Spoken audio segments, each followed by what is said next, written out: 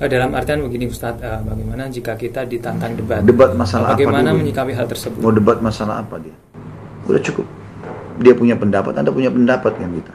Bagaimana Udah menyikapi hal bolak-balik tersebut ditanya, Ustadz? akhi muslim, tidak usah sholat di masjid. Saran saya sekarang, saya ini termasuk subhanallah yang selalu memotivasi di ceramah-ceramah saya. Assalamualaikum warahmatullahi wabarakatuh. Masih di channel Miftahul Ulum teman-teman. Nah, di video kali ini teman-teman kita akan melakukan TJ atau tanya jawab kepada Ustadz Khalid Basalamah, yang ada beberapa pertanyaan dari teman-teman yang sudah saya tulis teman-teman, dan ini akan langsung dijawab oleh Ustadz Khalid Basalamah. Adapun beberapa pertanyaan ini berkaitan tentang bagaimana kita menghadapi masalah hidup ataupun dalam rumah tangga, dan juga ada beberapa masalah ketika pandemi wabah saat ini teman-teman. Ketika seorang muslim beragama Islam kita tidak melakukan sholat berjamaah di masjid, apa hukumnya dan bagaimana kita menyikapi hal tersebut teman-teman. Dan kita langsung saja bertanya kepada Ustadz Khalid Basalamah. Assalamualaikum warahmatullahi wabarakatuh Ustadz. Nah, di sini ada beberapa pertanyaan Ustadz yang ingin disampaikan, ingin ditanyakan. Ada beberapa pertanyaan.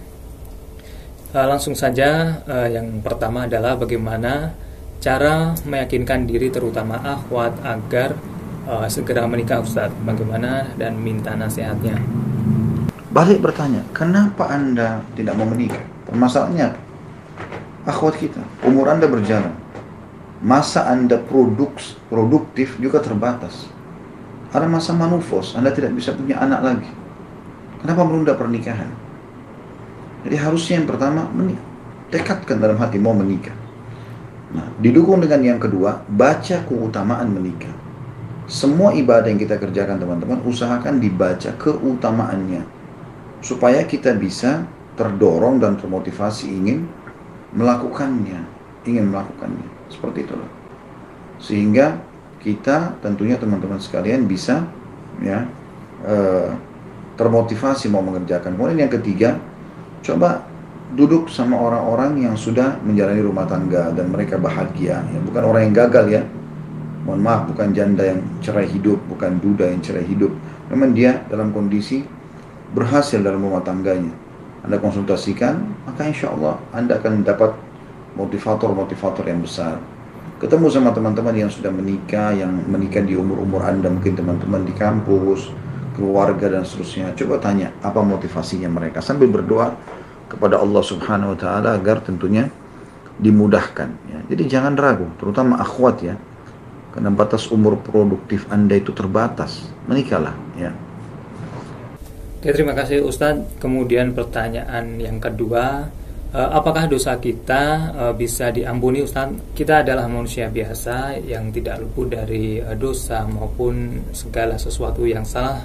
Dan apakah dosa tersebut masih bisa diampuni? Mungkin Ustadz, setiap orang bisa melakukan mungkin zina ataupun mencuri dan lain sebagainya, ataupun membunuh dan sebagainya. Ustadz, bagaimana dengan hal itu? Apakah dosa masih bisa diampuni?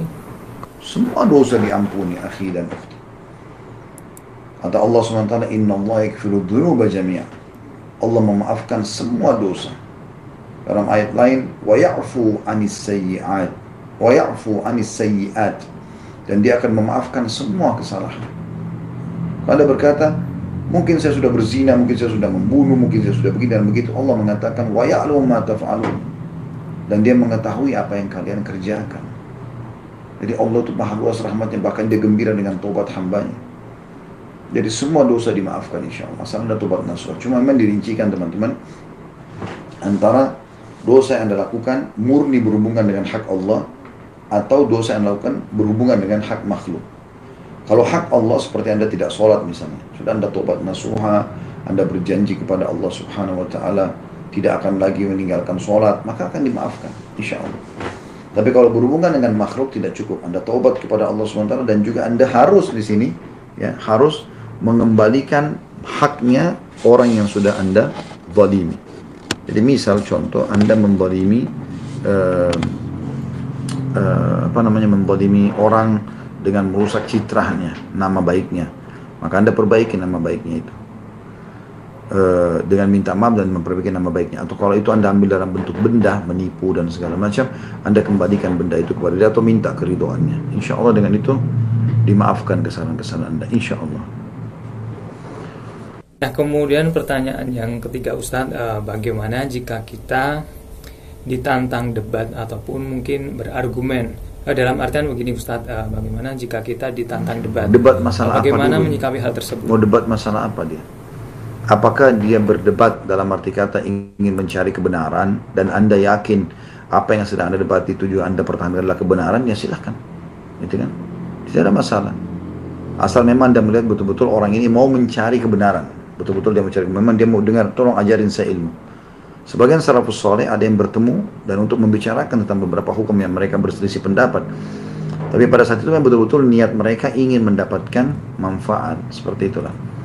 Tapi pada saat tidak seperti itu, jadi misalnya dia hanya datang ingin menunjukkan kehebatannya, menantang seperti orang yang mau berantem, ya usah dilayani. Anda punya hak untuk menolak orang datang ke rumah. Blokir saja, nggak usah bicara, selesai, gitu kan? Udah cukup. Dia punya pendapat, Anda punya pendapat kan kita. Kemudian ada pertanyaan lagi Ustadz, bagaimana pada masa ini ataupun pada saat ini jika kita tidak sholat ke masjid, apakah diwajibkan atau bagaimana hukumnya ketika ada wabah seperti ini Ustadz? Bagaimana seorang muslim ingin melaksanakan sholat di masjid, apakah itu merupakan kewajiban? Atau Ustadz mungkin kita tidak diwajibkan sholat ke masjid atau mungkin kita hanya sholat di rumah saja? Bagaimana menyikapi hal tersebut Ustadz? Akhi muslim, tidak usah sholat di masjid. Saran saya sekarang, saya ini termasuk subhanallah yang selalu memotivasi di ceramah-ceramah saya pergi ke masjid, bahkan saya berpegang pada pendapat wajibnya ke masjid bagi laki-laki. Saya berpegang pada pendapat Imam Ahmad dan Imam Malik rahimahumullah bahwasanya wajib ke masjid. Tidak ada uzur, kalau tidak ada uzur harus ke masjid. Tapi di saat sekarang, saya sekarang menyampaikan fatwa para ulama yang menganjurkan tidak sholat di masjid karena malah bisa membahayakan. Tidak cukup Anda lihat bagaimana Masjidil Haram juga dibatasi, Haram Madinah, Masjid Haram Makkah, Masjid Nabawi Madinah, Jumat oleh pemerintah, oleh Parma. Ini kan udah cukup teman-teman sekalian. Jangan terus ngotot sementara memang ini adalah bagian daripada syariat kalau kita pagi. Ya, mentaati ulama, para bagian daripada agama kita yang harus ini. Ya, Allahu a'lam. Nah, kemudian yang terakhir Ustadz, pada bulan-bulan ini akan menyambut bulan Ramadan ataupun akan menyambut bulan puasa. Bagaimana dengan ibu hamil Ustadz? Apakah diwajibkan untuk puasa atau bagaimana menyikapi hal tersebut Ustadz? Boleh, kalau Anda mampu boleh insya Allah.